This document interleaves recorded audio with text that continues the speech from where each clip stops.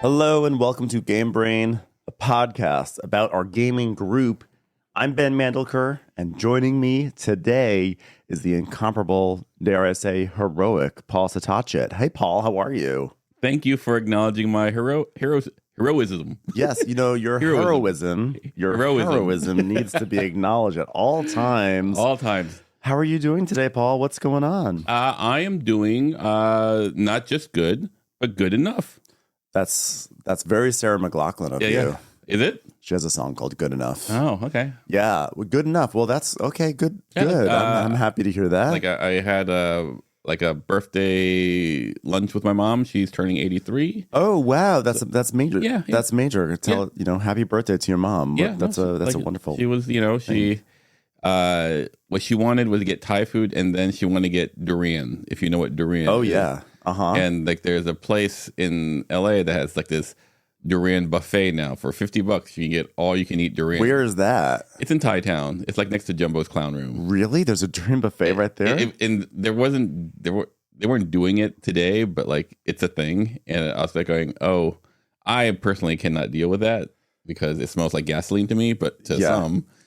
I've only had durian in the form I had those. There was a dim sum place I used to love going to, and it would be like, it was kind of like like a flaky pastry with like a durian custard inside. Sure. I actually really loved it, but I found that I then for the rest of the day had little durian burps. Yeah, no. And that was less pleasant. Little durian burps, which is also what we call Paul when we play games with him. Hey, little durian burps is coming in tonight. That's exactly what they say. Well, I'm very happy for your mom. Yeah, and I'm sad that you had to endure durian or you had to think about durian. Well, that's okay. We take the good, we take the bad, we take them both, and there we have the durian of life. Yeah. Well, that's very exciting, Paul. I'm very happy for you. I'm actually more excited for where you just came from. I literally just walked in the door from Vegas. I'm not. This is no exaggeration. I arrived at 4:27 p.m. and you came in about 5 minutes later. I just got off the road. I went to Vegas overnight to see the Backstreet Boys in the Sphere, and they must have been larger than life. They were. That's actually what they opened with. It was great. It was transportative. Is that a word? Transportative? It is now. It was transporting. Yes, sir. It was amazing. Everyone, if you have the chance to see the Backstreet Boys at the Sphere, go do it because it was wild. It was very special. Yeah, I saw the Grateful Dead at the Sphere, and the Sphere itself is like an amazing venue. And I don't encourage people to spend like hundreds of dollars to go see anything, but it was special. It was pretty darn amazing. And we got to meet some of the Backstreet Boys. Oh, wow. Yeah, it was very, very cool. And then we went to an after party and the Backstreet Boys performed even more. Those guys are like feats of stamina. They did a friends and family before the show. Then they did their show. And then they did an after show and they performed again at their after show. But I should say performing quotes because it's more like fun time. They were like singing things like, "This is how we do it." They were just having fun up on a stage in a club at the Venetian. So it was like a wild night of Backstreet Boys. It would be really funny if they were singing like Pink Pony Club or Chaperone. That would have been funny. Yeah. Oh, well. But yeah, so I just walked in the door but I was like, you know what? We have to put out a podcast. We have to put out. It's something that we must do. I was like, you know what? I don't want to wait another. I'm like Paula Cole herself. I don't want to wait for this podcast to be over, to be on the feeds. Oh, hey, I can see the shape of your heart, Ben. Thank you for bringing it back to Backstreet Boys. So today we're just gonna catch up on some games, and we're gonna talk about some stuff about gaming. We're going to talk about, I guess, revitalizing a game night that may have gone stale. And we're going to talk about some recent plays. Yeah. Have you played anything recently that is on your mind? I think we played last week, not this week, but the week before, we played a game of Eclipse. And I know you're not the biggest fan of Eclipse. Yeah, I don't hate it, but I don't love it. And I think I've been a bit of a convert to TI4, where I definitely kind of prefer to play TI4 than Eclipse now, just because it gets to the things that I want from that sort of game faster. But with that said, I'm playing Eclipse and I go like, oh, this is fun. Yeah. This is fun. Like, we didn't finish, and basically the person who didn't want to play a war game like got eliminated, and we Oh no. yeah, it was fine, or wasn't. I don't know how Brian felt. But it was funny to me, like, and it's not that we gave him bad advice. Although what was funny was he was between Tom and me, and he had the most aggressive faction. In true Tom fashion, like, he winds up going like, "Oh, you should really go up at Paul. You should go up at Paul. Go at Paul." Yeah. And I'm going like, "Yeah, you could go up at me." Like, although, like, truthfully told, like, historically you go for the center and blah blah blah blah, and Tom just keep on pressing, and I'm like, yeah, he's and eventually he goes for a center, and he gets destroyed. He's wiped out. I thought you were going to say he goes for you, and because he didn't go for the center, no. It was he followed your advice and got wiped out. He gets wiped out, and then Bussy he goes like, "Masterclass, Paul." But were you trying to dupe him into that? Or? I think my advice was very sound. I think what happened is that in the beginning he was at a crossroads, and he just tried to do some of Tom's advice and some of, like, my advice. Yeah. And then when he chose, he wasn't. That's how I would say it. Like, in the end, Tom is a bit of a bastard. Yeah. And as bastardly as he can be, like, I think the correct thing to do was have him go in the center, and he would be in a good position. Yeah. It's one of those things where I love, like, TI4, I love Eclipse for its social game, where there is this idea of, like, hey, I'm vulnerable here. Please don't hit me. And, like, and the strength of how you play that game you might not win, but it does shape, the game that you play. You really have to, those games are really more than about the mechanics. They really are about how you are playing politics with the people at the table. With Eclipse, by the way, did you guys play Avalon before that? We played, last week we played Avalon. Before Eclipse? No. Oh, okay. I was like, did you guys play Eclipse and Avalon and Eclipse? That'd be crazy.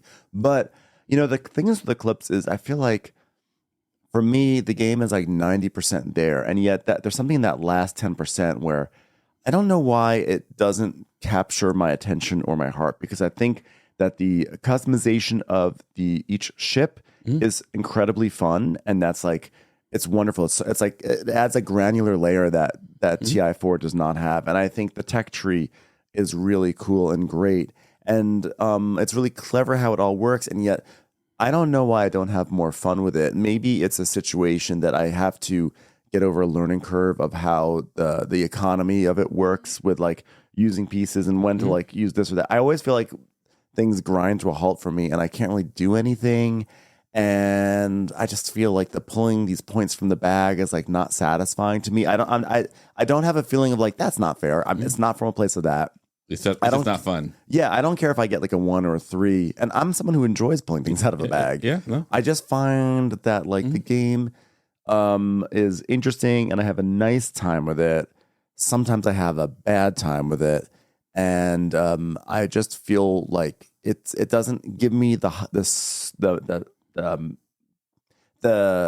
social highs of TI4, and it doesn't give me the mechanical highs of, like, a Forbidden Stars. I hear what you're saying, and I go, I get it. Like, I think after playing TI4, what I've come to realize is that the economy part of Eclipse is reduced just to those tokens in TI4. Like here you and have by economy we mean in terms of, like, action economy, not like the actual economic aspect of the game. Yes, and there's this upkeep that you do at the end, and all that stuff ultimately takes away from what I want out of like expansionist space game. Yeah, and TI4 does it in a very clean way, where he goes, if you have this many tokens, use them, and if you don't have them, you're done. Yeah. whereas Eclipse has a more nuanced version. Like, you can spend as many tokens as you want, but then you're going to have to pay for the upkeep of them, and that may cost you the systems that you. And so there's this other math that I can understand how it belongs in this game, but it also it's not as fun. Not. But here's the thing that I would make it closest analogy for me to is like 18XX, where I really like an operational railroad game. That's where I enter railroad games. But then you add this like stock purchase economy, and you're going like, that's a different style of this portfolio management. It's a different style of game. Like, do these two really work together? It took me a really long time to synthesize them into a game. Like, I see what this game is trying to do. And I think Eclipse is also that way, where like, this kind of like system upkeep is actually analogous to the stock round for me, where I go like, I want to play a different game. I don't want to play this per se unless I. Yeah, I guess if I can is maybe an interpretation of what you're saying, that like you want to be playing around on the map and moving things around on the map and doing fun things on the map, but sometimes you find that your attention has to be diverted into like organizing and maintaining a player board, just because it's like it's a game and the Euro-ness of the game requires you to pay attention to those pieces. But what I would say for you, like, like you really love 18XX. You love the combination of operational and portfolio management. Yeah. Like I would say, in a way, Eclipse is more akin to that. Yeah, I am not opposed to playing it some more and unlocking its potential, because it's a beloved game. And again, I have enjoyed it. I just have found that like a lot of times I get stuck in a quagmire, but sometimes you have to get stuck in a quagmire a bunch of times to start to really learn how to play it. And then once you learn how to play it, it like then reveals itself to you, and then you can actually have way more fun with it. Because like sometimes if you're just stuck in like the mechanics of just playing the game, and I'm not saying like mechanics of like how do I play this, the rules are not confusing, it's just understanding like the flow and the tempo of when to put out tokens and things like that. Once you can kind of like be comfortable with those sort of elements, you can enjoy the game a lot more. And like for instance, I feel that way a lot with Gaia Project or the whole Terra Mystica, that whole world of things. I never really embraced those games, and then Gaia Project, especially with the expansion, I finally like pushed through, and it became a game that I loved. So maybe I could have a Gaia Project moment for Eclipse, but there's also part of me that's like in no rush, because again, between TI4 and Forbidden Stars, you have what you need. I have my big space games, and it's, of course, Eclipse is a whole unique game that is its own experience and shouldn't just be scuttled to the side because I have two other space games, but at the same time I'm scuttling it to the side because I've got two other space games. Because all three of them are long. Yeah, they take time, so they take investment. It's also like they were instant hits for me. Like I clicked with them right away, and they were so fun. And I want to play both of them over and over and over and over again. So I'm like, part of me doesn't feel as compelled to like want to work to love Eclipse when I have two games that sort of scratch a similar itch for me. Love it. Yeah. I give you that. Thank you for giving me that. A game that I played recently, is, let's see, which one should I talk about? Land and Freedom. I did play Land and Freedom. I know, because I want to hear about it, because you've been wanting to play that for a while. It's been in my ear. I have. I got to play it twice on Friday. I've talked about Land of Freedom a lot on this podcast. So I'm not going to get into the details of it, but the overview is 3-player game. Each player is a different faction trying to battle fascism in 1930s Spain, but each faction is like in order of government: anarchy, anarchists, moderates, and communists that are trying to basically take over, like be the ones in power if they can get the fascists out. And so if the fascists get too much power on the map, then everyone loses. So I played with our friends Candace and Tim on Friday. It's a good group to play with it. It was a great group. Yeah. And so the first game, it takes place over, if you can make it to the end without fascism winning, it's going to be 3 years, and each year has 4 quote unquote turns. It's weird. Is it a turn? Is it a round? It's basically a round, but they call it a turn, whatever. So year 1, we do our first round. Lots of crosstalk, whatever, shifting alliances. We do round 2, lots of talk, and there's something where there's on the southern front of Spain there was a big fascist buildup, but there's also a fascist buildup in Madrid. And one of the things of the game is if there's too many fascists in Madrid, we also just lose. So Candace and I took care of the fascists down in the southern front, and then we said, "Okay, Tim, we took care of the fascists there. So why don't you take care of the fascists in Madrid?" But he elected to continue to make the southern front better because it worked for his personal whatever his personal agenda was. Further fortifying the southern front was good for him. And we're like, well, you really should work on Madrid, Tim. And we're like, especially as a moderate, because he was a moderate. We're like, especially as a moderate, you should do it. And he was like, no, don't worry about it. Well, he didn't say don't worry about it. He's like, I'm gonna do my, I have something that matters to me. Next round, we turn over the event card, and Madrid gets flooded with fascists, and we lose. So basically, we played 2 rounds of the game and completely lost and failed. Like it was like a 25-minute game, and it was hilarious. And of course, the first thing that we did was blame Tim. We said, "See, you didn't. This is your fault. This is your fault. The country failed." He's like, "I don't know why it's my fault. You guys could have helped in the South too." And that's really classic Tim. Not only is it classic Tim, it's classic Land and Freedom. I mean, that's why the game is so funny and fun, because it's like you're constantly blaming each other and also trying to like just escape out of that. So that was very fun. Then we played another game that was a more substantial one that we almost got to the end of the 3rd year, but fascism unfortunately took over.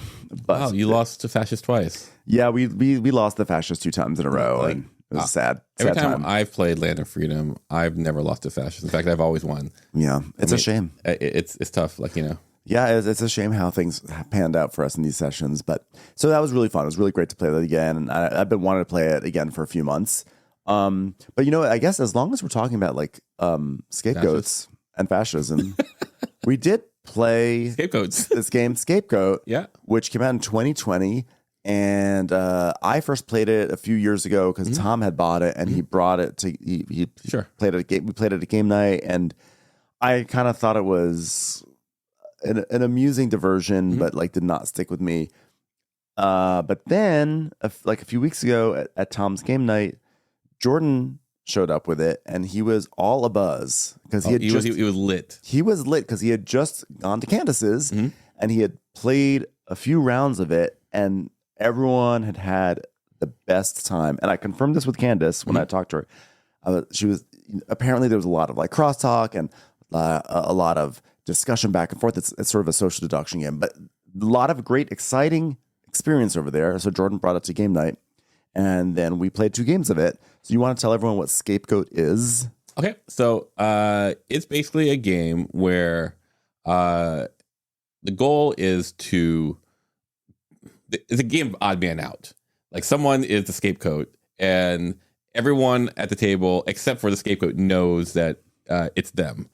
The problem is you don't know if you are part of the group or the scapegoat, because the scapegoat thinks it's someone else. So all of a sudden, there's basically you go to various places. It doesn't really matter. You're collecting cards, and at some point, you can either like someone triggers the event that everyone plays a card. If everyone plays a card that is the scapegoat, except for scapegoat, the scapegoat loses, and that sucks for them. It's kind of like it's basically like saying like j'accuse. Like I'm saying, like we're all. It's like there's a thing you can do. Where it's like, okay, everyone put out a card that says everyone's color coded. Yep, everyone has a color. Like put out the color of the player you think is the scapegoat that you're accusing.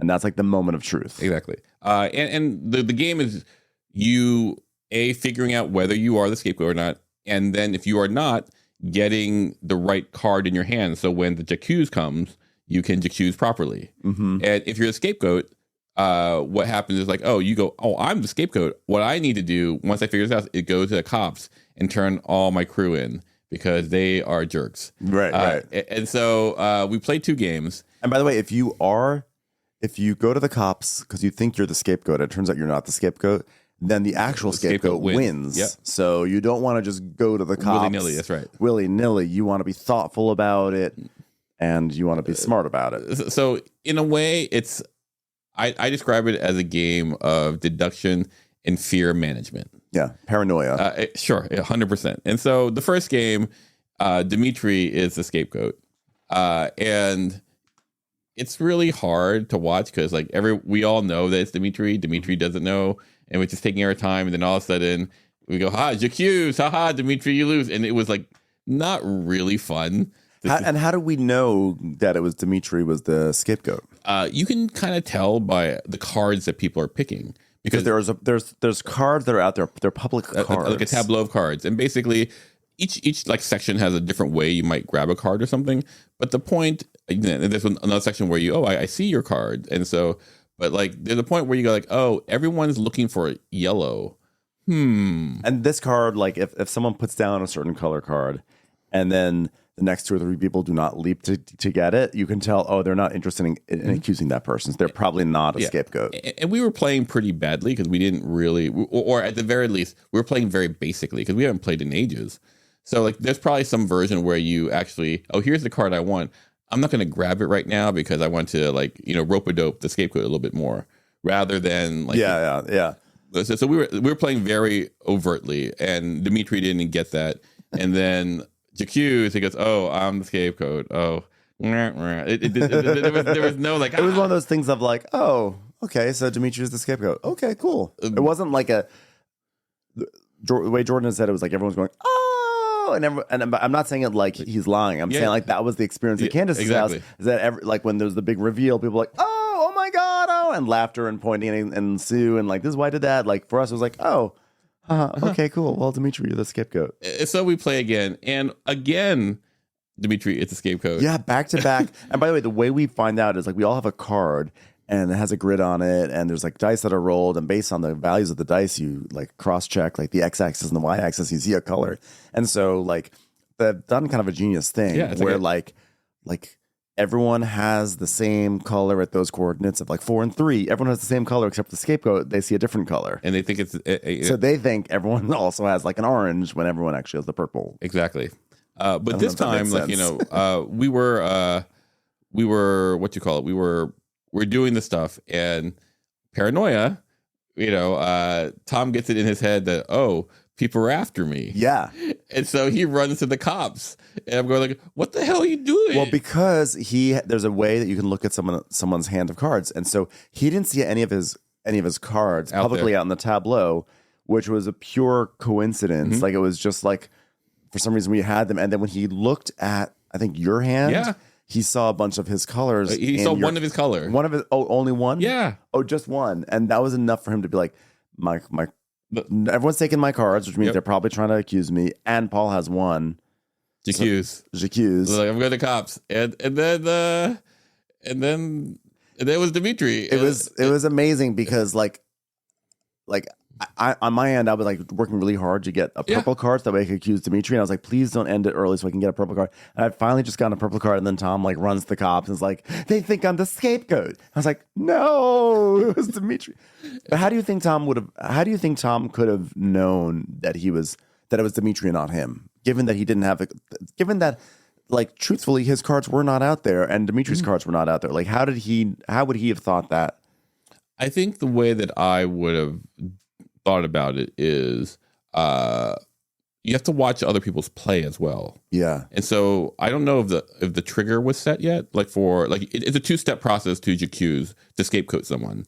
And you have to go to this place once, and then you have to go away from it. And three moves actually. It's a whole thing. And so in this way, I don't think that was set yet. So that being the case, I would go like, I would wait until it was the trigger was about to be triggered and then jump.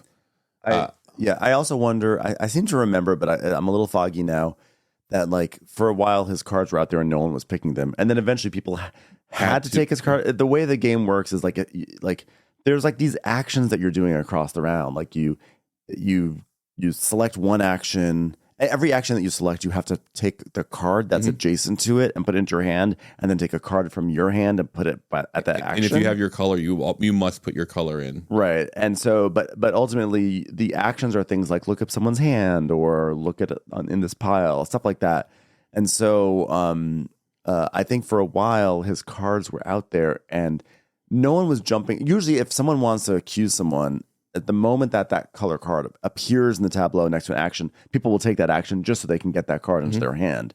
And if I seem to remember, his cards, there was like a moment where no one was touching his cards. And then eventually people had to take his cards because they actually needed to take the actions that were associated with him. And I think all he saw was people taking his cards. And I think he like forgot, or the paranoia made him like clouded the fact that actually for a while no one cared about his cards. Like, yeah, I'm not saying that Tom played badly. I'm saying it was funny that he played it was fearfully. Him. Yeah, it was him that went to the cops. Like, it was hilarious, and he couldn't like. Of course, we shamed him, because Tom loves to act like he is the master of the read, and he understands all social deduction. And so, of course, anytime that he stumbles, he is really, because by the way, he's really good at social deduction. And so, anytime he stumbles, we take the opportunity to publicly shame him. Yeah, and unlike say Avalon or any other collaborative deduction, this is all him. Yeah, no one forced him to do that. Like, and there's no version of it where like, oh, we're trying to rope-a-dope you. No, things just went a certain way. He got paranoid, and you played yourself, and you sunk us. You're the bad teammate. So what did you think about this game? I think it's a high skill game. I think actually you need to play it more often and play it in a way that is fun forward and more than just like here's the person's card. I need to grab it. I think there needs to be a bit of like rope-a-dope. It needs to be some obfuscation in it. And I think there should maybe be some. Well, I don't know if is table talk is always good for every game. I think just in terms of as an experience, unless it's like verboten and you're not supposed to be talking, but. We didn't really have table talk, I think. I think we were just doing our turn, taking cards, and no one was discussing what people were doing. I think it's because, in my mind, it was like, oh, we don't want to, like, tip off the scapegoat, But I wonder also if, that would have been beneficial, because I felt like it was interesting. I thought it was completely forgettable. And and it seemed like they had such a wonderful, exciting time at Candace's. And it seemed like, because every time someone took a card, someone was like, oh, wow, you're going to accuse someone. They probably were like joking around a bit and like elevating. Like the more that there's that crosstalk of like, ooh, wonder why you took that card, that silliness, it does actually make the build very exciting. Because for me, what the game really felt like was, it just felt like a lot of busy work until you finally accuse someone.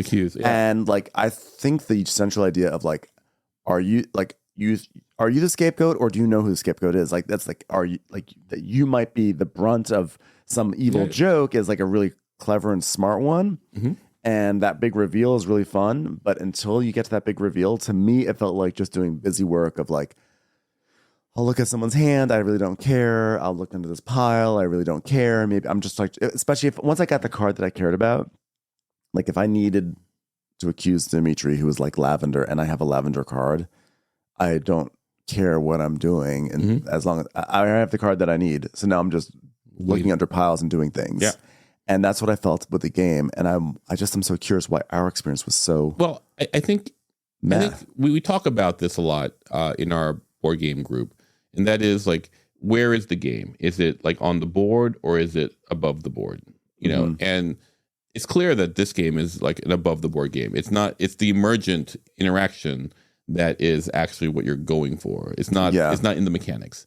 So I think in the two games we played, I think we for whatever reason figuring it out. We're in the mode of the mechanics. So like I don't think it's a problem with our group. I just think that we wound up like playing it not optimally, where Jordan and Candace and his amazing group that's just so had the fun. Best time oh my ever. God, it's just such an amazing game. Like I think they just hit the above the board. I mean, I think where the game is really cool is that when we were breaking down everything that happened, it's like, well, I didn't want to take that card because I thought maybe you might think that I was going to accuse you. And it's like, oh, if you did that, I was getting worried because of this and that. And like the game does force you to do things that are not in your interest. Like for instance, taking Tom's cards, which made him paranoid. So like when you talk about the game, there's like lots of interesting layers and interesting dynamics. I just felt like maybe the execution was like just not fun for me. Maybe like I would play. I think I play it again with other people. Like it's a fast enough game, and it only takes like 5 to 10 minutes max. right? Yeah, well, maybe 15. Like Maybe 15. So it goes from like like I think 4 to 6. Like it's anyway. I would say it reminded me of a time where a friend of mine goes like, "You haven't seen Anchorman? It is the most funny. We're watching it right now, and we watch it and." Crickets. Yeah. And then he goes to me, I don't know what happened. I feel like that's the worst. I go like, I feel like I like Anchorman less having watched it with you. Oh God, I hate that when you're so excited about something. Like I can't tell you how many games I have in my collection that I've been excited about, and they've like arrived with a thud in our group, and then you just sort of like the game less, and because you've seen the game through someone else's eyes, and you're like, I'm sad now. I'm sad that I'm mourning this game. I'm mourning that happened very recently. There's some game that I was like really, really loved very recently that I was like, people in our group were very apathetic towards it. And I was so sad because I was like, oh no, it took away. Oh, I think I may know what it is. I don't know.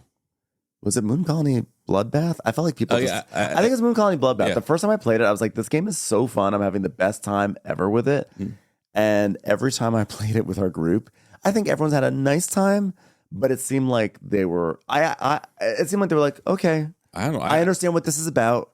Moving on, and I was just like, I think we've gotten some great podcast moments from that because, like, obviously we discovered that you're a bad winner. We discovered that that even you, given enough power, like just a son of a bitch.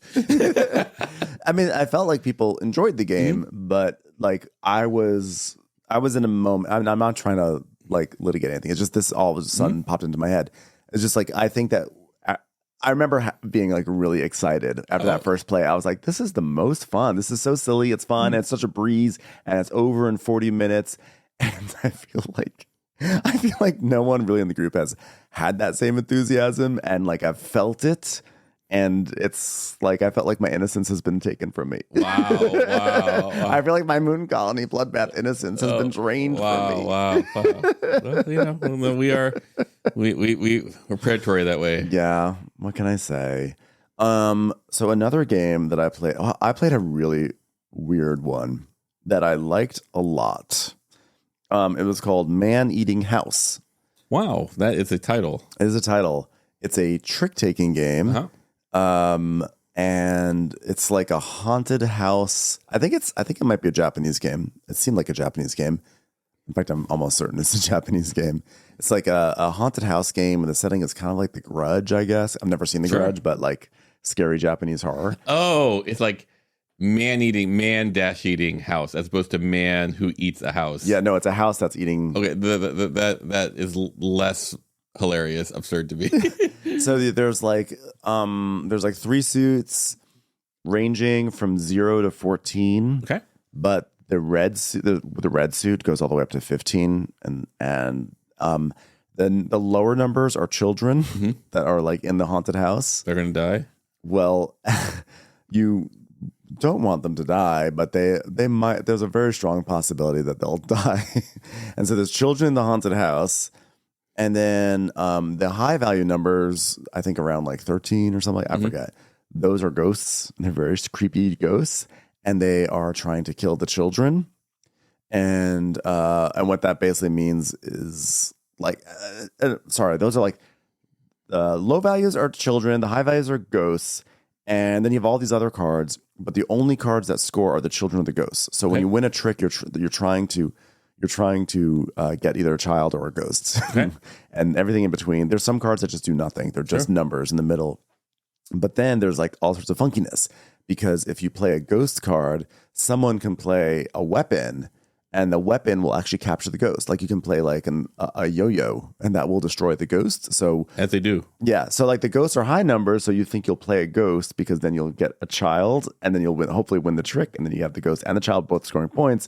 But what if someone plays a weapon and then your ghost gets destroyed, and then someone wins your ghost? But then there's like a dangerous location you can play, which several of the dangerous locations seem to be toilets, like creepy toilets. And if someone plays a creepy toilet, then the weapons are nullified. And so then you're like, oh, I hope someone can play a creepy toilet, and then I can play my ghosts. And also it's a partnering game, I forgot to mention. And also the big bad ghost as an old man but the big bad ghost can be killed by a dog, which is a 0. It's like one of these games with all this trickiness, pun intended. You like trickiness. It's a real funky one, and it was so fun. I think part of it was the trick taking was fun because there's a lot of, every situation it felt like you had to be careful for a gotcha moment, right? Like, oh no, I want to play my ghost right now, but what if they have the dog, or I want to play this child right now, but what if they have a ghost? And it's always a lot of like, but what if they have this, or what if there's a dangerous location that gets played? But it was super fun, and I think part of the fun is that the art was really evocative. Like the ghosts are like scary Japanese horror movie ghosts. Like there was one ghost that has a face that's made of frogs. There's one that's like a lady that's like dripping in water. Sure, I'm not wishing. Yeah, and it's just like, so it evokes a haunted house through its art and its theme. And what you find yourself doing is not just trick taking, but every time you play a card, you find yourself like adding to the story. It's like you play a child, you go, oh no, like you're all like you wind up saying like save me, or you play a ghost and you make some disgusting noise, or you play a weapon, and you go ah. It's like you're not just playing cards; you're playing. Sure. You're having fun, and you're making the like haunted house narrative. Exactly. And that's just like really fun. And I think like when games can do that, and like, what's it called? Robo Trick is really good with that too, because you have 3 people playing against some robot named Draco. So every time you play a trick, you're like, Draco, you're just kind of engaging beyond the mechanics. Sure. And so for that alone, I think that this game was really, really superb.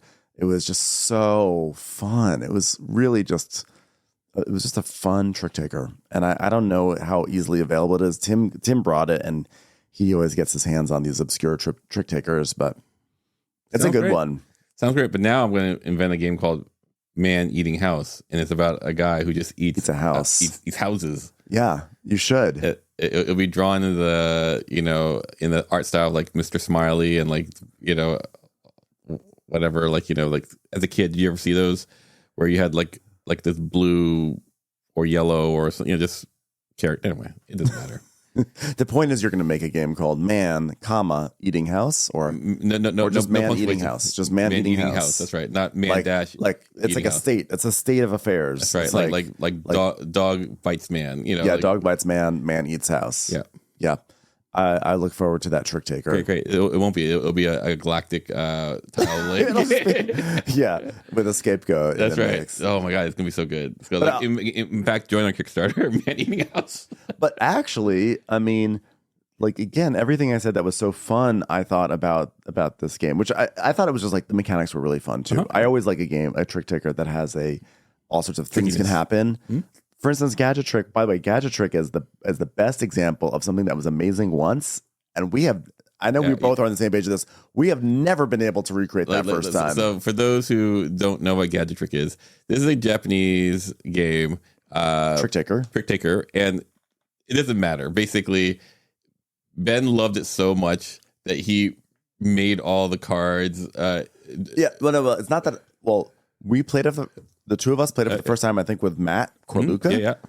And we were cracking up because we added our own flavor to it because every time, like, the idea is that like you're trying to stay in the game as long as possible, but there's all these like gotchas. Yeah. And if you get hit by the gotcha, in the theming, the gotcha is like a security. You're breaking into a house, a man-eating house, perhaps. Right. And God, I really like these trick takers that take place in a house. But like you're breaking in, and the security systems, you're trying to avoid security systems. And so if a security system finds you, you get taken out. So every time a security system would find one of us, we'd go zap, bzz, bzz, and we'd crack up and laugh, and it was like, gotcha. And it was so funny, and it was all clever. We played 2 or 3 rounds of it. It was so good that I went and I printed out. I made art for it. I made art for this card game, and I sleeved it, and I put these fun little things in. I was like, everyone's gonna love it. Everyone's gonna love it. It's so good. And I spent all that time. I was like watching like heavy cardboards play through afterwards, and they were like, "This game is so fun." I was like, "I know." I was like, I was like, "Yes, it's not just me. This game is fun." And I looked up Tyler's Trick Taker, and he's like, "It's chaotic, but all my friends loved it." And I was like, "It is fun," and it was like a dud. over and over and over. Different people, different groups. It was not a game brain issue. Like, doesn't matter the group. Yeah. Every single time. It's pretty funny. I mean, like just the meta of watching this happen to you over and over again. It's hilarious because you were just so proud. Hey, look at my art vault. I was so happy.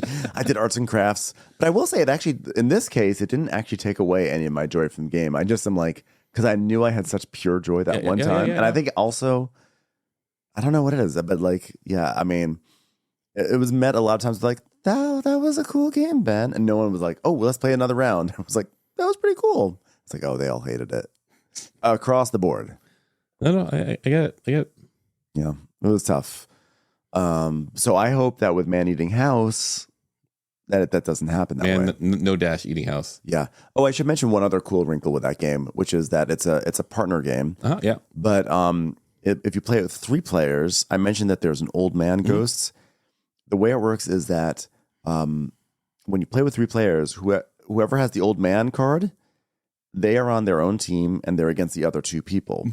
But no one really knows. No one knows. Like the old man person knows they're on the old man team, but the people who don't have the old man don't know who the other teammate is. And so that's like a really fun wrinkle to add to the game. And on top of that, there's ways that you can pass cards, so you can actually pass the old man, so you can change up the teams mid round, which is a fun little twist. Which is like I'd probably push it more. I'd go like, hey, just so you know, I passed the old man to Candace. Yeah. So Tim, we're a team. You can believe me or not, but like, I'd be the old man, and and just do it, yeah. And Candace would go like, that's not true, like, yeah, 100%. That's actually how you should play. We actually didn't do any of that, but like, you could totally do that and have a great time with it.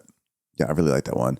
How about any other fun games? I played Age of Innovation again with Trey and Dimitri, and I described this as I did a Jordan level take back.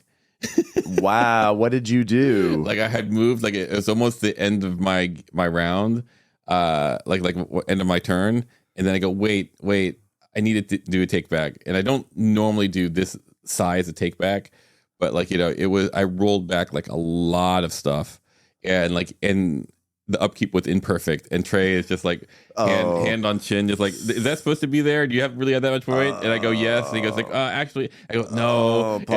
It was so bad form. It was so. After game night, I apologized to him again because it was such bad form. But like, what made it worse was like by doing this thing, like everyone had passed, and I had like 5 extra turns. It was just like the most. So they had to really just like sit in it. Yeah, sit in your. And I couldn't pull up because I go, oh, it makes such a huge difference. I couldn't pull up, and I was just doing it. Like, oh, this is bad form. This is a party foul, Paul. Yeah. But like to call it a Jordan level take back. Hey, Jordan, how you doing?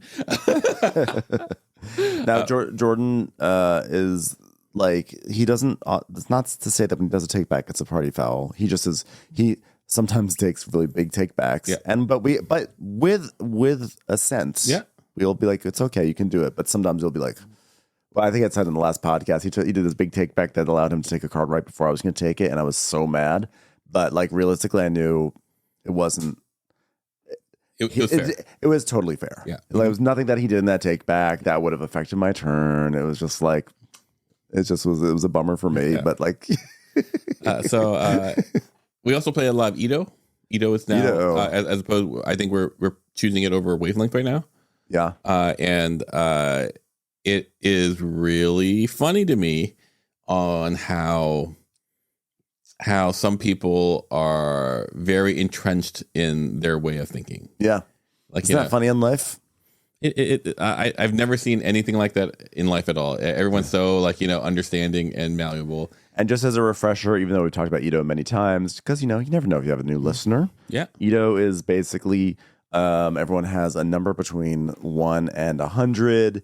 And the group is trying to put all the numbers in order from lowest to highest. And no one is allowed to say what their number is. So the only clue people can give to what their number is the answer to some sort of prompt, like important day of your life or something brave. And, it says from 0 to 100. Like, then you put your card down where you think it should slot in on a spectrum of 0 to 100 in terms of you make up a clue. So in terms of bravery, I don't know, like saving a cat from a tree, like and the tree was falling on the cat. The tree was going to eat the cat. That's right. It was a cat eating tree. Tree eating cat. Tree eating cat. Ooh, even scarier. And you saved the cat, and then you wrote a screenplay. That's right. And you say, okay, saving a cat. You put it in this. You put it in the mix of the cards in the row of the cards where you think it slots in properly, and then you reveal. It's a fun game. We had a really interesting one on Friday where everyone except for 2 people, and this is out of 8, so two people had numbers that were greater than 60.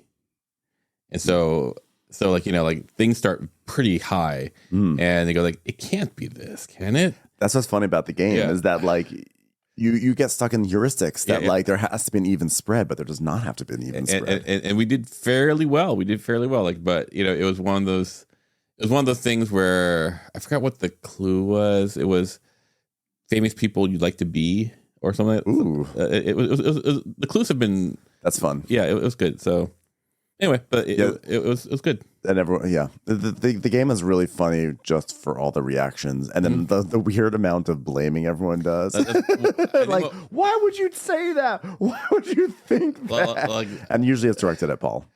I have gotten better, but like I am not good this game. I think what we described is the game is actually not playing the card. The game is how clever your recrimination can be after once the things are revealed. Another game I played that sort of like fits into this whole theme that we have of like accusations or trying to suss people out. It's a brand new game called 23 Knives. That sounds amazing already. Yeah. Does it remind you of anything? Does it make you think of anything? 23 Knives? Does it make you think of a certain type of salad that's actually invented in Mexico, not Italy? I don't know how to. Does it make you think of Caesar? Yes, there's a new game called 23 Knives. Like, shouldn't it be like a Caesar salad? Isn't that how it should be pronounced? I think actually I think he was actually a Italian immigrant. Oh, I have to double check. If you listen to here's a podcast recommendation. It's called The Recipe. It's by Deb Perlman and K Genji. Oh, no, why am I'm blanking on his name. Yeah, K Genji Lopez Alt. Okay. Ben from the future here to report his name is J Kenji Lopez Alt, not K Genji Lopez Alt. Thank you very much for your patience. They're both very well established, known food writers, and every episode they break down a recipe. They get very granular with it. They did one on the Caesar salad, and if I remember correctly, I think the guy who made it may have been an Italian immigrant, or maybe the son of, and moved to Mexico and Tijuana. Tijuana, yeah. So they're the part of me that wants to go to Tijuana to go to the restaurant. It's still around. Yeah, to have the original, the OG, a Caesar salad. Yeah, maybe we'll do that someday. So this game, 23 Knives. I'm trying to pull up the view on BGG. I wanted to give the designer a shout out because they have a new game out. Designer is Tyler J. Brown. The artist is Danny Brown. Wonder if they're related. I don't know. Is Danny Brown the person who wrote the what do you call it? Da Vinci Code? Yeah. This is so he's like, when I'm authoring novels, I go by Dan Brown, but when I'm doing art for social deduction games, I'm a Danny Brown. Yeah, because when I growing up, I was going, oh, maybe I can grow up to be a symbologist.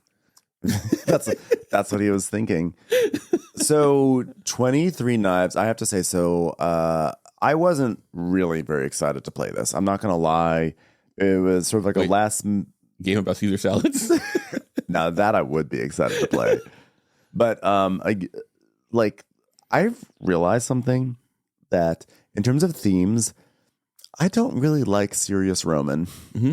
Like fun Roman, silly Roman, yes. Serious Roman, it does not appeal to me. Whenever I see a serious Roman game, I'm like, ugh. And I have a few of them. I have Trajan and Forum Trajanum. I don't know if I have any other serious. I don't know if Concordia counts. Concordia is not serious Roman to me. That's wistful Roman. Great. That's not even just Roman. But like, serious Roman games, they always have that same austere look. It's always drab colors with a lot of marble, like gray white, like a huge amount of gray white and some red. It's almost always that.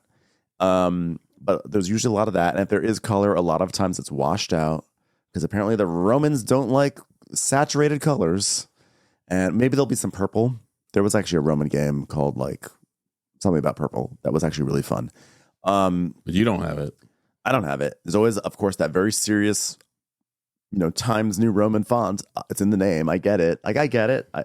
The coins are always serious gray. Like, I don't know. Everything's just so uninteresting to me. Wow, man. Wow. Like it's just, Like, so it is this thing. Like, is it a you thing? Because, like, it's a me thing. Like, you remember like a year ago, it was like, how often you think of men? Yes, man. I think of Rome. I don't know, once a week. And the Holy Roman Empire. Never. I am not a once a week Rome person. Yeah. But the fact that there are people who are once a week Rome people, it's like very. I think that's why we have so many of these serious Roman games because I think it's actually very appealing to people. Yeah, yeah. It's like I think it's like I'm trying to think of a theme that's evocative to me. If I saw a theme that was about like boats in a harbor, I'd be like, I'm in. But like some people see like the togas. They see the blood, the red and the grays and the whites. Like maybe that's one of the reasons why I've never really gotten down with Tribune is that like the theme inherently like bores me. Oh no, I can see that.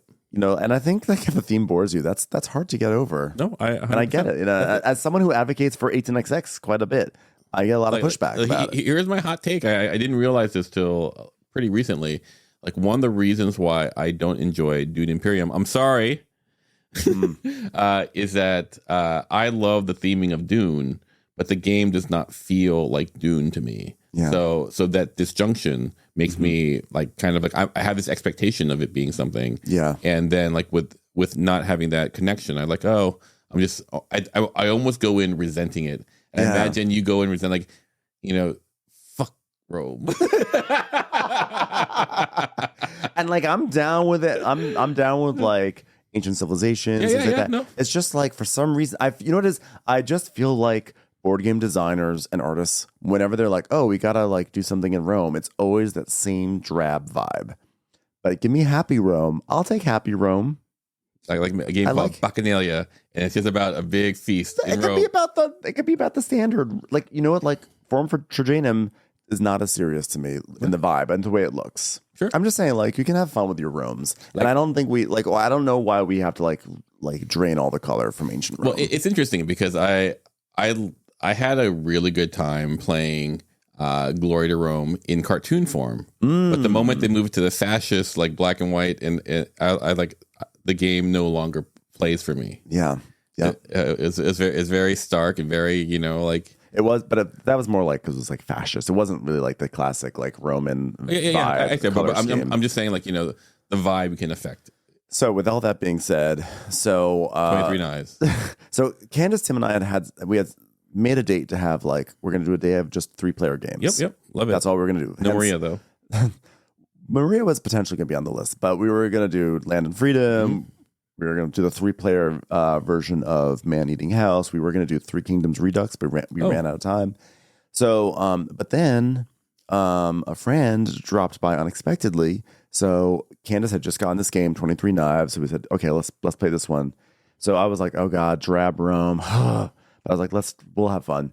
So the idea of the game is that we're leading up to the big Caesar. His salad days are over.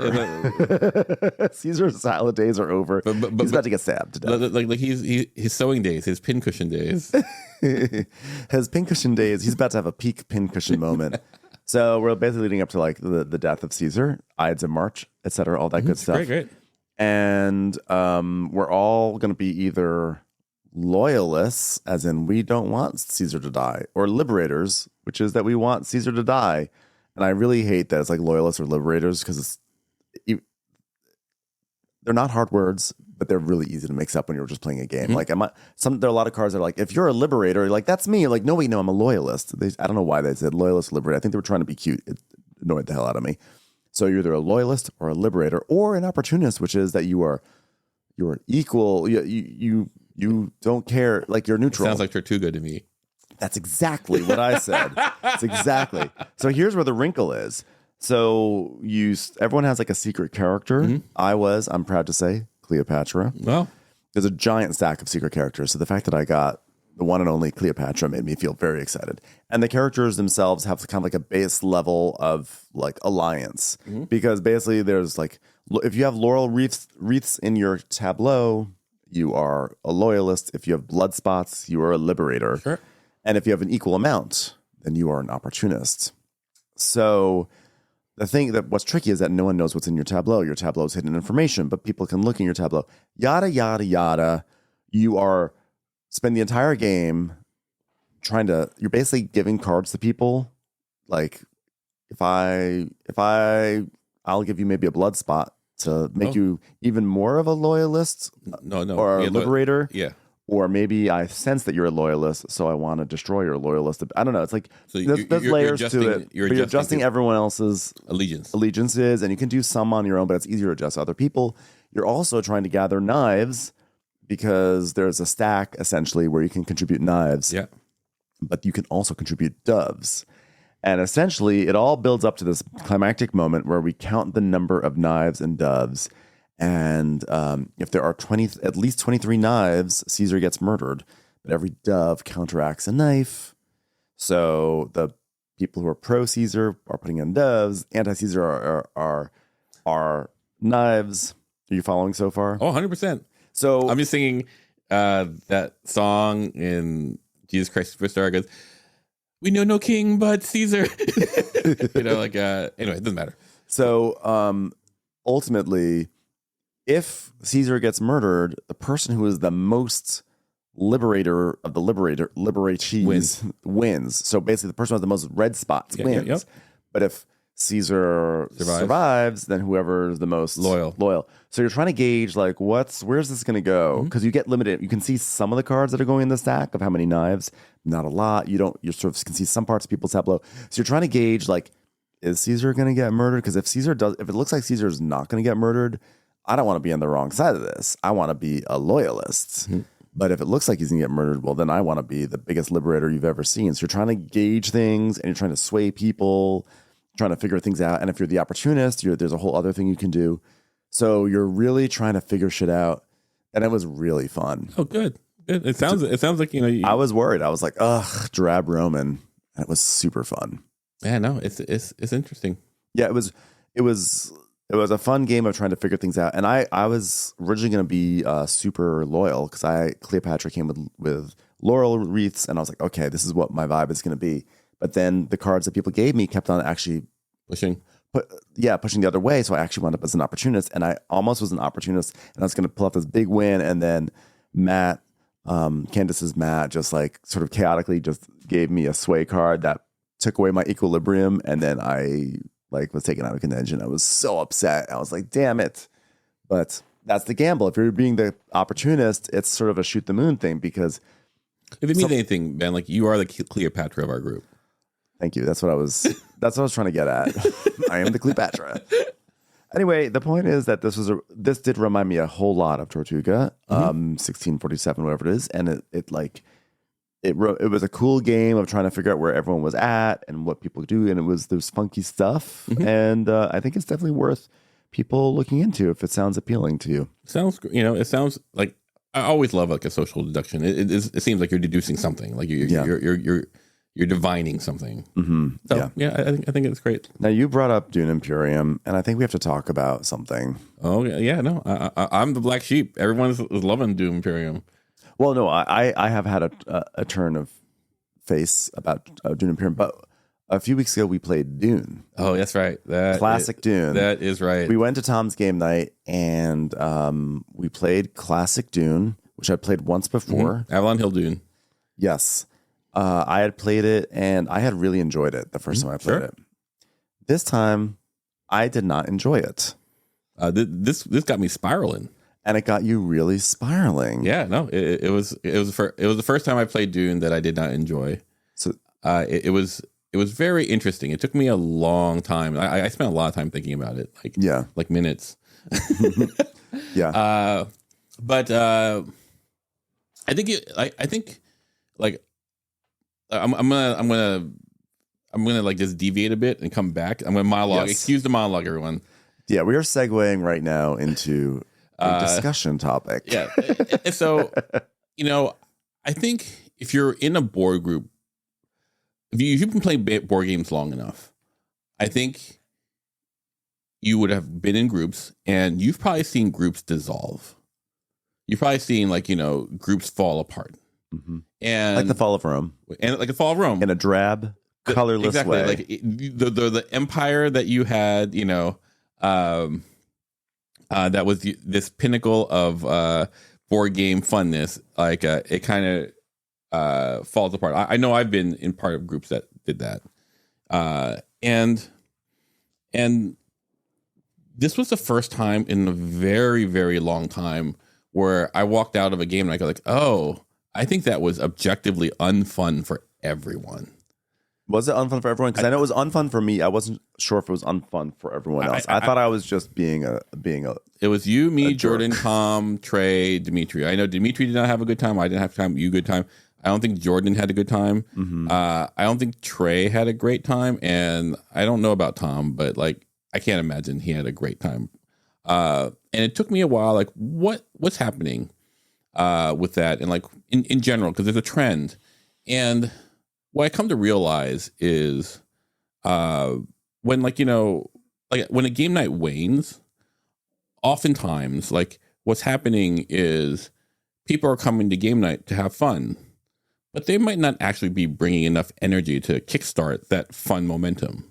And I use the analogy of Stone Soup, the children's folklore story of here's a village, everyone's hungry, and this traveler comes in and goes like, oh, I can make stone soup. And they get a big cauldron, they put stones and boiling stones, and they go, oh, if only we had some onions. Oh, well, I guess the stones, they go, well, I have onions, and and then eventually he tricks everyone into giving it through passive aggression. That's right. Oh, if only I had some onions. Exactly. And they make this they make the soup, and everyone is happy, and they're eating well, blah, blah, blah, blah. And I go someone needs to really kickstart, the energy of the game. Oftentimes when the game group is new, the excitement of just playing new games with people is fine.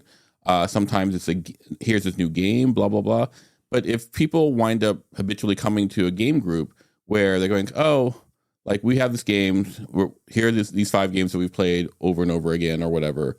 Nothing is new. We're just kind of doing it out of routine. It's like a relationship in a way. If you kind of stop energetically showing up for the relationship. Well, maybe back up a little bit and talk about why you felt Dune was unfun this time. Okay. What were the symptoms? Yeah.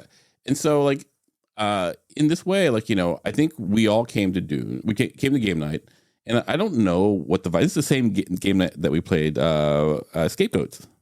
Yes, it was. And for whatever reason, we were all in this kind of mode where okay, well, whatever, and Scape Goat comes in, and we're not playing with each other. We're just playing with the cardboard in Scape Goats. And we were not curious when we played it. We were not thinking what does this game have to offer? We were like, these are the rules. Yeah, let's do it. Here are the rules. And surprise, surprise, it was it didn't hit, Oh, Dimitri, you're a scapegoat. Great. There's no emotional stock in it. And I think when we played Dune, everyone was all focused on either their power or what they were, the mechanics of the game. And Dune, Avalon Hill Dune, also is a game where it lives above the game. It's in the IP, it's in the interaction, it's in the joy that everyone has for the IP. The game itself, the mechanics itself, meh. Yeah, it's an old 70s game. It is not. It felt like an old. That's what it is. It felt like an old 70s game. Dusty. It felt dusty. And I use that with Dune. It felt dusty, because Dusty can sometimes be really like nostalgic. Like, ooh, look at this dusty old Euro, like Hansa Teutonica. But this felt like a dusty old game in a way that it did not feel. When I played it the first time, I was like, oh, look at this game that came from the 70s that still feels fresh. Yep. And this time I was like, oh, what a dusty game. And I was sitting there. I know for me, what I have not been able to parse yet was I not having as much fun because I had brought a whole bunch of games, like 4 different games that I was extremely excited to play. And I thought that I was going to be able to play one of them. And you were like, we had 6 people, and you said, guys, I want to play a 6-player game tonight. And I was like, ugh, I was so mad. I was like, damn it, Paul, because that's the right play. You went like A2? As an A2 play. And in my mind, I was like, damn it, I really wanted to play one of my games. But the truth is, if we're 6 players, that's the proper thing. It's the social thing. And then Dune came up, and I thought, I played this before I had fun. Like, this is perfectly fine. I'll have fun.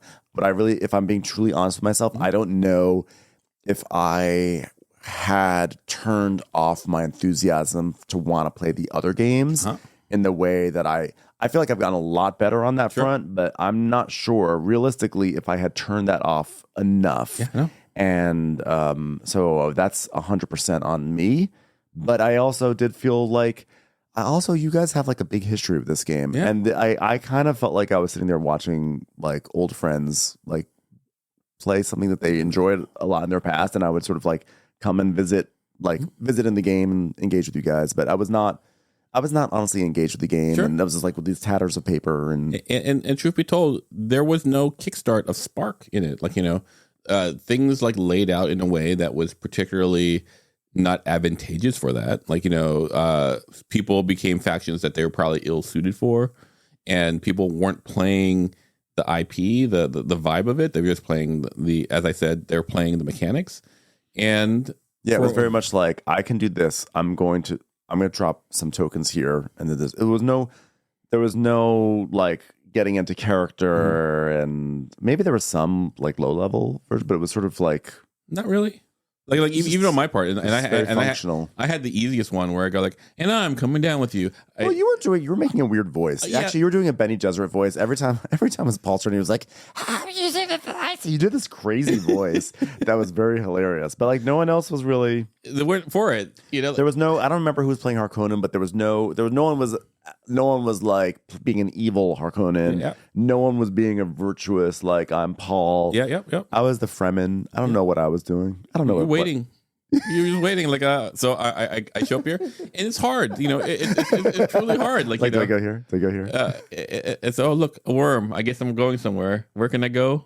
Yeah. There's no music going as you're mimicking riding the worm. Like I'm not blaming anyone. We all were part of the crappy stone soup that day. Yeah. But like it did make me think about how other game nights that I have, other game groups have fallen apart because what happens is like there's this kind of rhythm that you get into, and you go like, oh, I show up on this day to play a few games. Anything good? And especially if people aren't buying new games. Yes. Well, and on top of that, I was thinking about this. On my drive back from Vegas, I was thinking about this. I think maybe another reason why I was a little salty. Well, I mean, big surprise. Sandy? Guess A little dusty? Sandy. Yeah. What a surprise. Ben was salty. But it's also like when you bring like multiple games that you're excited about, that either you're excited because you've had like some plays of it and you can't wait to share it, or you just got a fresh new game that you've been waiting to play for like 2 years and you're like, oh my God, and you're excited and you don't play that, but instead what you do is like, okay, we'll play a 6-player game. What does everyone want to play? I don't know. We could play this. We could play that. We could play this. I guess should we play Dune? Yeah, why don't we play Dune? So it's like you're saying, okay, I'm gonna be a team player, and I'm not gonna play the game I'm excited for like a 6-player game that people are kind of like not like, oh, why don't we, this would be a great time to play this. Exactly. And so, and like I'm holding space for the idea that like sometimes you don't know what you like what should we play? Like you're allowed to say, what should we play? I don't know. Maybe we should play that. But like to then be like, oh, I'm not playing the game I'm excited for, to play a game that people are like, sure, we'll play this, and then we're going to play it in a kind of like meh way. Yeah, 100%. Then you start to feel that I didn't play my game because of this. Versus when the 23 Knives, which I had no interest in playing, but the enthusiasm was there, and there was table buy-in, and there was a lot of crosstalk that I was able to have fun with that, despite the fact that it meant that like maybe another game that I was excited to play like today I didn't get to. Yeah, no, I think it's a real thing. Like I think as board gamers come to games for various reasons, but one of the things that almost universally, if I had to reduce it, however you define it, you come to have a good time. Yeah. And if you reduce what that really means to like it's essential, like there's someone, either you or someone has to have some enthusiasm. Mm-hmm. You know, like about something. Like, you know, it's your free time. You should have to want to do something. But I sometimes, like, you know, dating and like, you know, in relationships, like I would accuse the person I'm dating with like, oh, you're just presenting vaguely dissatisfied, and I'm not going to actually try to solve that. I'm not going to give you all these options. So you go, okay, I guess we'll go out here. I guess we'll have a chicken sandwich here. And he goes, do you want to go here? Oh, sure. Like that drives me nuts. So what are the ways that we can spice up the sex lives of our games? Whoa, Ben. Whoa. Like, you know, I think in my mind, there's a few things. Mm-hmm. I think people should like make an intentional effort to try to have fun with these games and try to engage with the theme as best they can. Like one thing that I, you know, sort of to call back to Moonlight. Moonlighting. One thing to think about is Sybil Shepherd. She's so good. No, Bloodbath. Yeah, Moon Colony Bloodbath.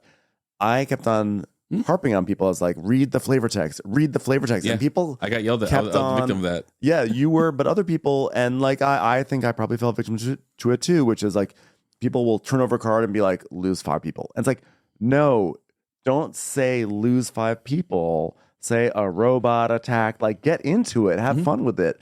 And I think that so I think part of it, and that was not me coming for our Game Brain friends for not being into it. Like, and it's just more like a reminder, like these games sometimes like we have to be like active participants in the world of the game. 100%.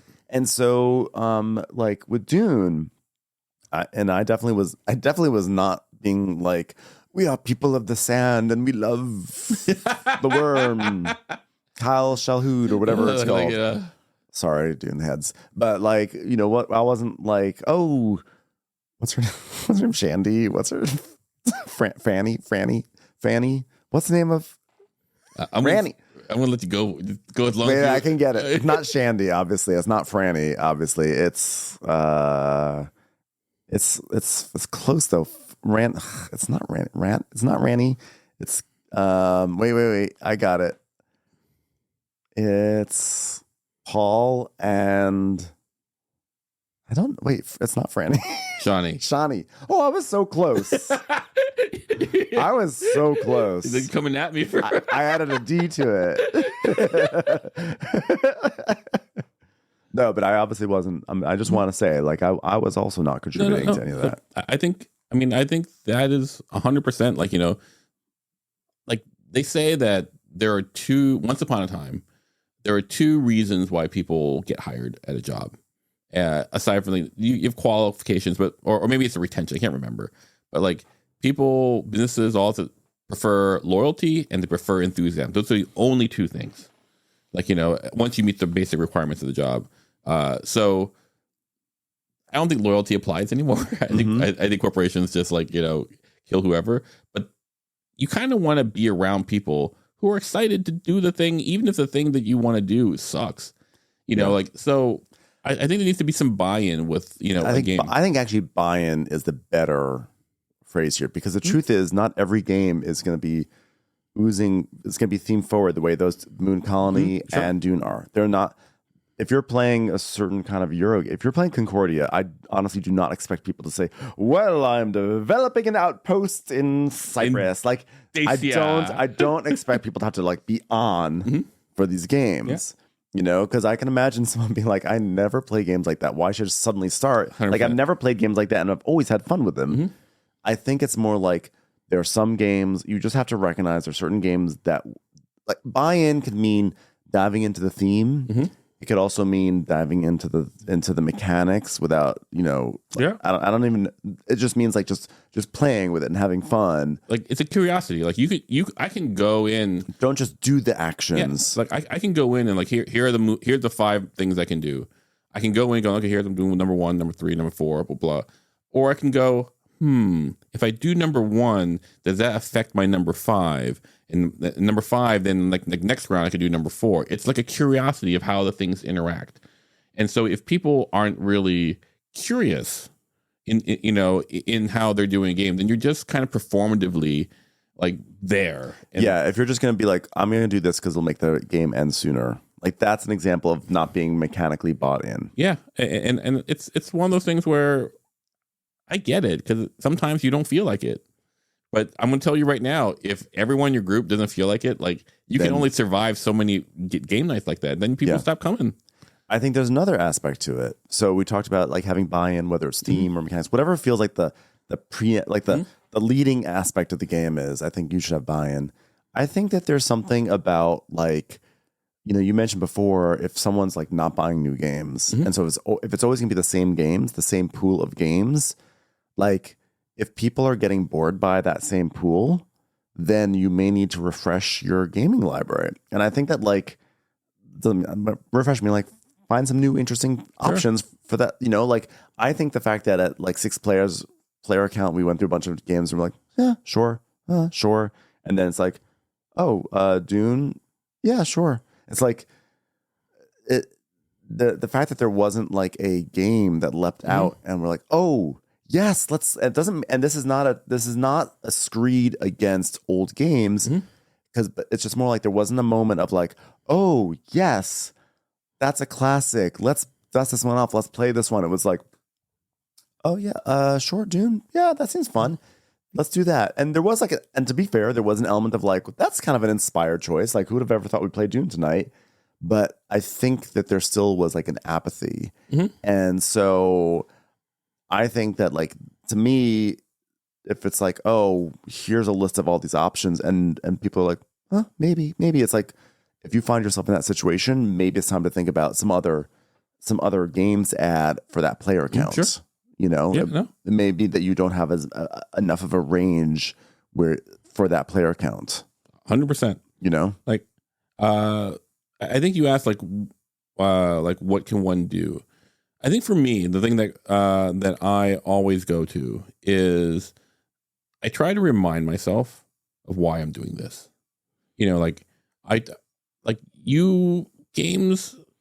Games are there for like, perhaps it's because I was watching Candace's documentary.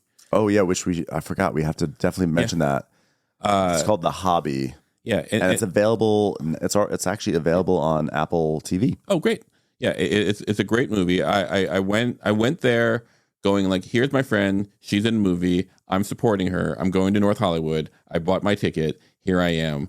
And I walked out going like, yes, that's why I'm in this hobby.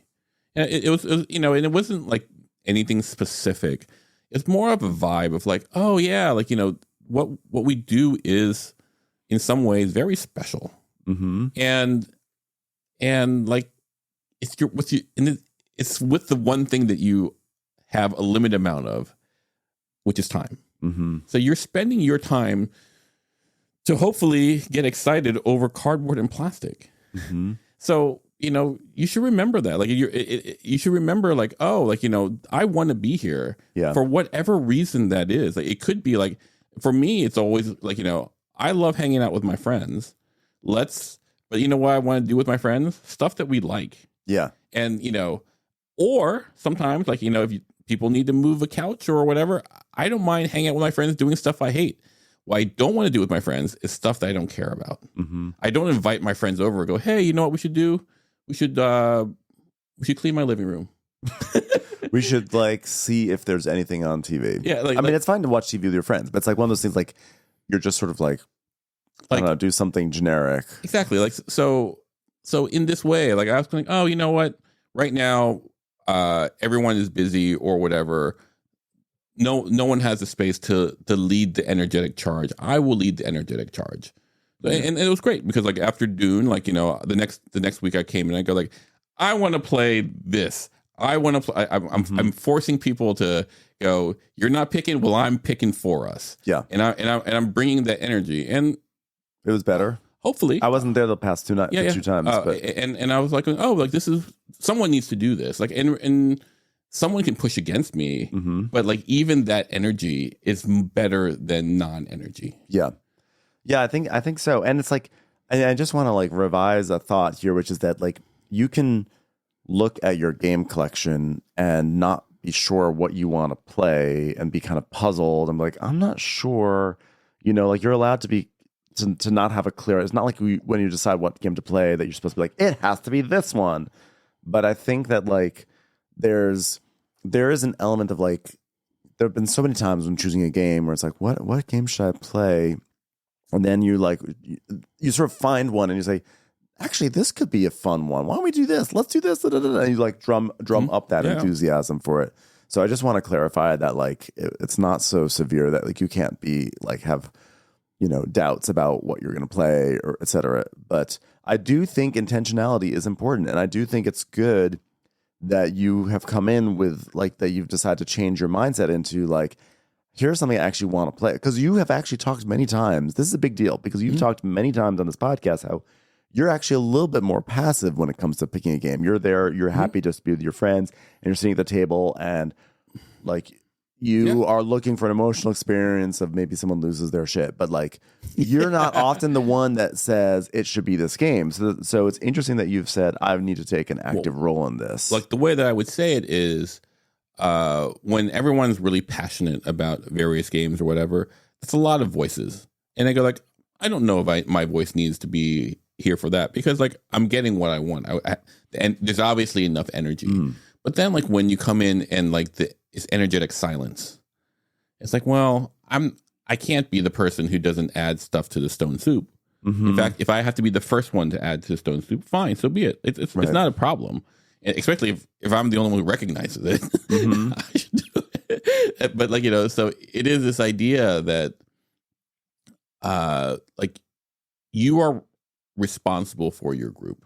You might not be solely responsible, but like if you care about it and you want it to thrive, there is a measure of showing up, especially if like it needs you. You know, it's something as simple as that. Like, you know, you do what you're supposed to do in order to make things work. Yeah, you do the best, and you could show up and your game group could still die. Yeah, like that's. But sometimes it's just about scheduling, and you know, it's not. That's not the end of the world. But like, if you care about it, you want to fight for it. Yeah. So show enthusiasm. Be active in the game experience. Be active in the game selection experience. Like lead. Like, you know, sometimes, like, you know, in a relationship, I like this. Sometimes you will follow. Sometimes you will co-lead, and sometimes you need to lead. Yeah. And in that way, like, you know, the real trick is to know what is appropriate. You know, like sometimes, like my wife, she you know, she wants to lead the charge. I shut up. Yeah, it's like when you get together with a bunch of friends, and it's like, oh, we should order something in. What should we get? I don't know. Like, what are you feeling? I don't know. And by the way, I do this all the time. Yeah, but. Like sometimes I'll say, I don't know what I want, but I'll know what I don't want. Yeah, when I have choices. But sometimes what happens is that when everyone is not sure what they want, or if people are actually afraid of feeling too dominant, or afraid of sometimes like people can be like reticent of just like putting their idea out there for whatever reason, whether it's fear, whether it's who knows, but for whatever reason they don't really say what they want. Everyone just is like, I don't know. And then somehow you kind of wind up with a generic choice for dinner that no one actually is happy with. But it was like agreeable enough rather than if like one person said, let's just go here. Yep. Because I think at that point, like the energy of the choice has drained people of the desire to want to even care. Yeah. Yep. And then by the time the food comes, it's fine. And you're kind of like demoralized. No, I feel, and like that can happen with board games too. Like we've had that happen a few times where like, what game should we play? And we sit there for 10 minutes trying to decide. And like one person is like, how about this game? And then someone says, I don't know. I mean, I haven't heard great things about it, but if you want to play it, we should play it. And then you're like, well, okay, obviously you don't want to play it. So what about this? And you go back and forth. And then eventually a game gets chosen that no one wants to play. And then that whole experience, that whole process has just destroyed people's will to have buy-in on the game because they're either annoyed that their game didn't get chosen or it just was like it's entrenched so in that annoying. Yeah. Yeah, no, I totally get it. It's like in directing, like, you know, like narrative or whatever, like we have a saying that the wrong decision is better than no decision. Mm-hmm. And I feel that sometimes that's true with life. Mm-hmm. Sometimes you just need to make a choice and make it work. And I think also, by the way, to sort of tie in, you know, my mea culpa about my contributions or anti-contributions tonight, about how I was feeling kind of bummed because, you know, I had like 4 games that I was really excited to play. I didn't get to play them. But like one thing that we do every now and then we do this, and I actually think we should really do it more, is sometimes we just take a bunch of games we're excited to play and we assign a number to them and we roll a die, and whatever the die says, that's the game. Because then it's a quick choice. It's a choice. Yep. Someone's enthusiastic about that title because it got into the selection. And then if you have a situation like me where I have games I was excited to play, but we wound up playing a different game, I don't have to have a moment of like, I can't believe we're playing this game. I was excited about these games and we're playing this game instead. It's like nope. It just has to wait. Destiny. Destiny. That's right. You can kind of like. It's okay. You play that mind game with yourself. And you can't. Yeah, you're like, well, it doesn't matter. Like. It's like it was the way it was the pact, it was the agreement, and you know, like it's different than like, oh, I didn't advocate hard enough. I should have advocated for my games, or I should have done this. To go on that, like the way I said it, the reason why I was so pissed off was because I was complicit in my own unhappiness. Right, because you had said let's play a 6-player game, but you didn't actually have an idea of what that 6-player game should be. Like this is me not leading. I go like, oh, we should play a 6-player. That was my contribution, and I 100% thought that we're going to play Guards of Atlantis. Because Jordan I was excited. I think it was brought up, and I was excited to play it. But I think it was like not everyone. Dimitri derailed it. Dimitri was like, Dimitri said no, or well, it went Guardians of Atlantis, and then someone said Dune Imperium, and I go, I don't want to play Dune Imperium, and then Dimitri goes, how about Dune, in that space. And I was like, oh, okay. And I was like, I like Dune. Because I wasn't leading, because I was thinking to myself, I'm going to be a team player. I'm going to be like, I like Dune. I will show that I'm in support of this as well. I will play whatever we want to play, which is kind of like the equivalent of the ordering out thing. We're like, sure. I mean, I'll eat whatever you guys order. Like, I mean, no, it's like, I want Indian food tonight. But it's like, no, sure, whatever you guys order, I can find something on the menu. That's the equivalent of that. Me saying, I like Dune. I'd found Dune is the equivalent of me saying, I'm sure I'll find something on the menu, which is usually what someone says when they don't like the restaurant, but they want to be a good social contributor. No, I mean, the night would have gone differently if I had gone, you know what? I think I want to play a 6-player. Let's play Guardians of Atlantis. If I just said that, I would have gotten buy-in from Jordan, because Jordan will always play that. Right. You know, you may have. Well, Jordan was the one who nominated it. No, I nominated. Oh, you nominated? Oh, okay. You had come. We had come in, and you said Jordan didn't bring any games. I go, he brought Guardians of Atlantis. Well, because I thought Jordan brought no games, but he actually, of course, he brought. Of course. And I wanted to play Guardians of Atlantis. Yeah. And then like, and because I would have been that firm, Dimitri wouldn't have offered anything else. It'd be 4 people, right? Because you offered it in like a let's brainstorm some 6-player titles. Exactly. And when Dimitri landed on Dune, then I think it struck all of us as like, oh, yeah, that could actually be fun. But I think what happened. So then where did we go wrong? Well, I'll tell you what happened was like, we played it, and then we didn't realize that what we needed was to play the IP and play above game. Yeah. And we because it's been a while, so you have to refresh the rules and blah blah blah. So we got lost in the mechanics, and then, like I said, the distribution of factions was not ideal for everyone's personality, and so. But I think it was also like, I think in this case there was actually a little bit more enthusiasm for Dune than I think we're giving it credit for. Sure. I think we all were like, that seems like actually like a fun out of left field choice for this evening. So I don't want to discredit that we did have some enthusiasm there. But I think when it hit the table, though, we didn't dive into it the way we should have been. When I played it the first time, Tom sort of held court.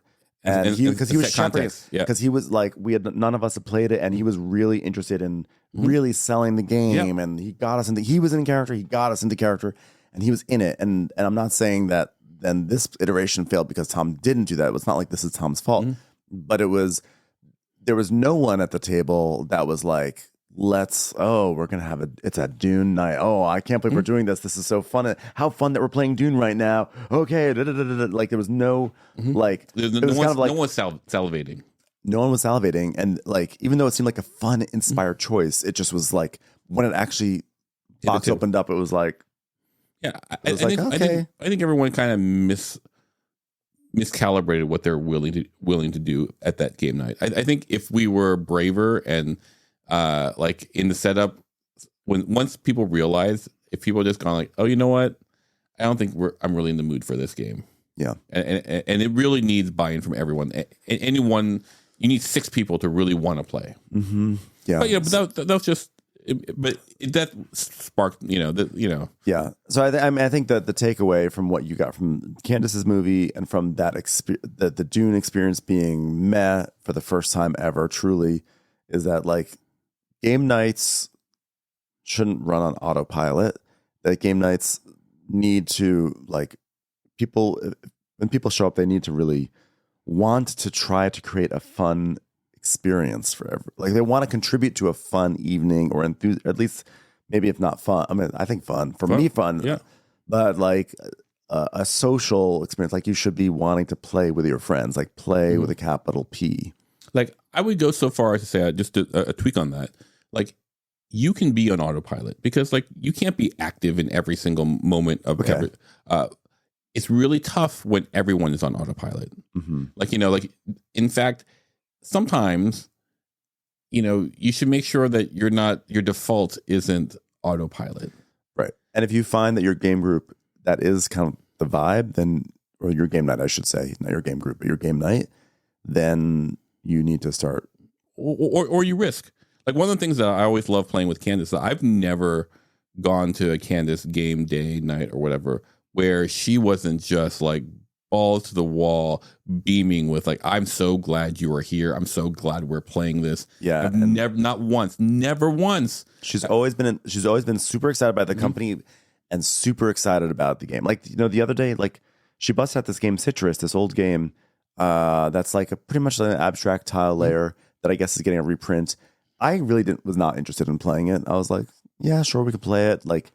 But she was so excited for it. I was like, you know what? I'm going to follow her enthusiasm. And we had a really fun time. It's like not really my kind of game, but like we had a really fun time doing it because her enthusiasm, and we've talked about enthusiasm. This like all these topics always cross over and dovetail because they're all intertwined. But like enthusiasm is really, really important. And Candace always has a huge amount of enthusiasm. Yeah. And I've always appreciated that. So, like I've been playing games for like decades now. And do you think you'll ever quit playing games? I don't think so. I think. But what about with your heart? If I want it that way, Ben. If I want it that way. Those are Backstreet Boys. It was just a call back to the top of the episode. So we're getting to the end. They were shoehorned. We apologize. Shoehorning to signal the end is nigh. but like I always appreciate her ability to give that enthusiasm.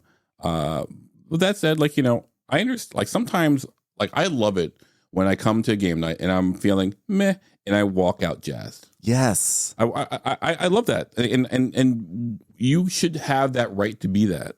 It's just be aware that like, if it's not, sometimes it might be your turn to give the onion to the stone soup. Okay. I think that's where it comes to, is that something like, don't be complacent with your what you're doing at game night. Yeah. Like know that sometimes some people are going to have more energy some nights. Not everyone's always going to have the same high enthusiasm because of a variety of things, and maybe your turn to be the one to say, let me make this fun for everyone. Let me carry this a little bit. Yeah. Well, I'd love to hear what people say about this topic. Yeah. And I'm sure people have had those dud game nights before, and I would love to hear what they've done or if they've felt their game nights have kind of gotten into a rut, like what they've done to kind of jazz it up or whatever. Sure, Would love to hear Strip it. Also, game night. yeah. Also, would love to hear people's thoughts on Dune and if that's ever happened to them with Dune or games like that. So, you can always leave comments on our Instagram, which is instagram.com/gamebrainpod. And you can, of course, leave comments. These episodes always go out onto YouTube as well. So you can leave comments there. And or you can join our Discord, which is really fun and very lively. And we have a great community there. So chime in there. I'm sure people will chime in. People always have really cool things to say. So check that out. And thank you for listening to Game Brain. Thanks, Paul, for being here. And we'll catch everyone on the next episode.